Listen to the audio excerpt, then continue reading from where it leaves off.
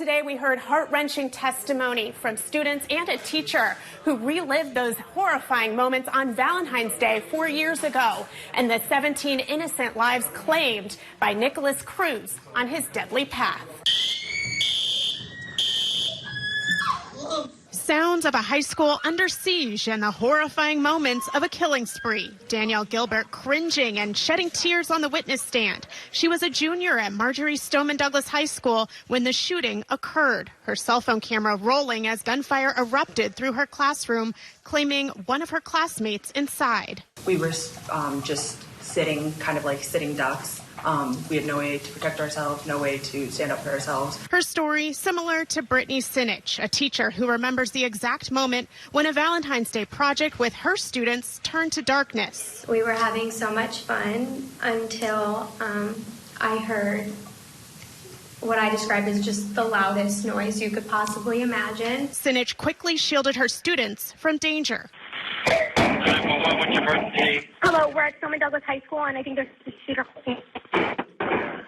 Her frantic call to 911, inaudible, no match to the sound of gunfire eerily close by. They couldn't hear me over the sound of the gunshots. It was so incredibly loud. Now, we only heard from prosecutors today. The defense delaying their opening statements. They say they will present that during the full presentation of their case in about 3 weeks.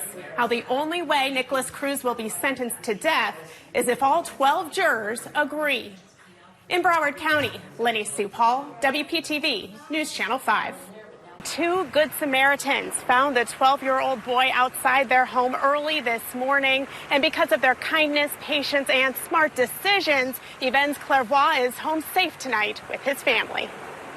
I was still trying to decipher if he was homeless or if he ran away or what was going on. Israel Molina and his wife are the Good Samaritans who found Clairvoix early this morning. They first noticed someone appear on their surveillance camera and went outside to get a closer look. When I open the garage and I walk outside, my heart drops when I see him because I see that it's a little boy with a shirt that looks like it went, through everything.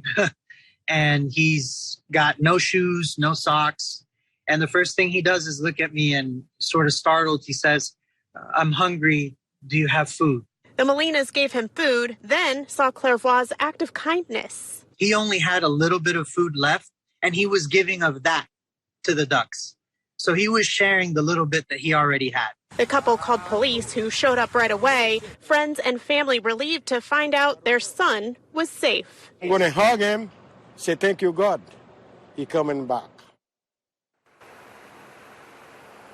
And we also caught up with Yven's Clairvoix's mother shortly after she reunited with her son. She says she leaned on her faith throughout this painful week of uncertainty and is grateful to the Good Samaritans and the police for bringing him home safe and sound.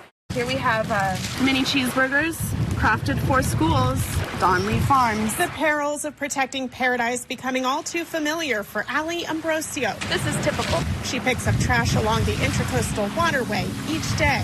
There's only one thing that comes in little tiny square Ziplocs this size. But over the last few weeks, unwelcome heaps of waste have seeped onto the beach, prompting concerns and confusion throughout her Northwood Harbor neighborhood in West Palm Beach. It's unlike anything that we've seen. We've seen some bad trash here, but usually we can link it up with bad weather. And even so, it's not like what we're seeing now. Ambrosio teamed up with nearby neighbors to clean it up. The amount of trash overwhelming. I've never seen something that is so devastating, honestly, in my lifetime. Neighbors fear the plastic washing up near their homes could be a distress signal from the ocean. The seas are littered with plastics, especially in the Pacific Ocean, where a glob of floating bottles twice the size of Texas keeps growing. They also wonder if a barge in the Intracoastal could be a factor, but their calls to the Coast Guard have not been answered. Right in its wake, this trash patch appeared. That trash patch Ambrosio sifted through also showed something dangerous in the sand. This is another syringe that we just found washed up in the seaweed. Syringes lining the shoreline. This snapshot shows one with a needle still attached. This beach is literally full of syringes. There's active injecting going on in the park to the south of here and in the empty lot to the north. every day. Excessive drug use now paired with an alarming pile of garbage. Their patience to find a solution is wearing thin. We would love to understand what's going on. In West Palm Beach, Linnie Hall, WPTV, News Channel 5. Ron DeSantis is a bully. Yep.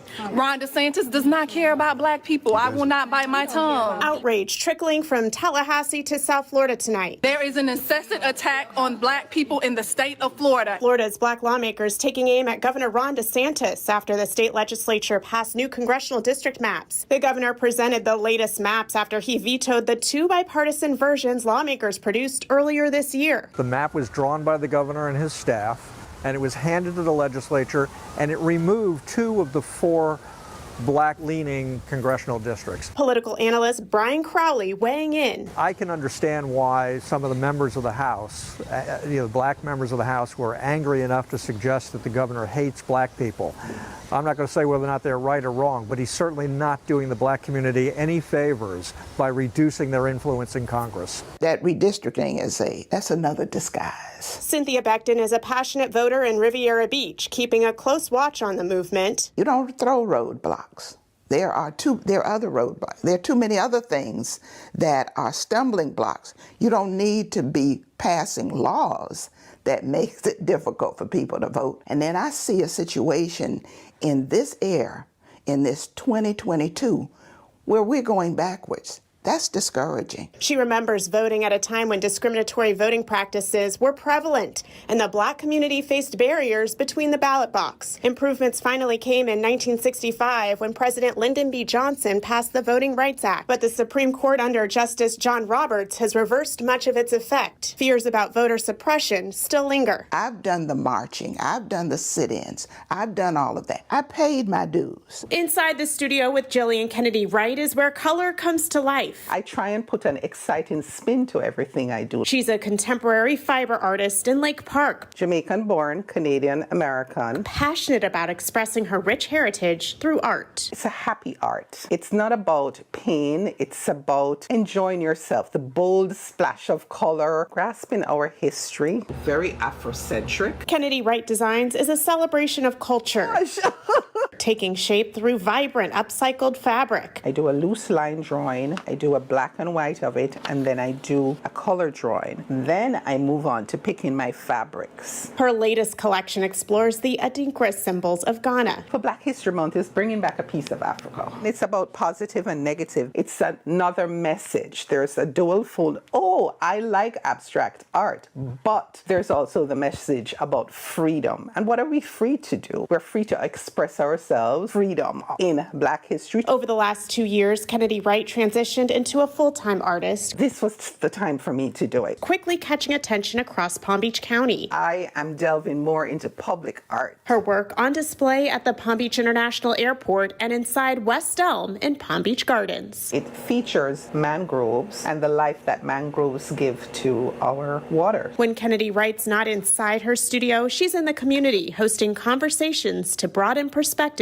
The bridges are coming together. We're getting to a more closer communion between people. She's sharing her art to highlight the beauty of Black history, knowing our future will be better because of it. It's good that people are seeing us for our own merit. In Lake Park, Linnie Hall, WPTV News Channel 5.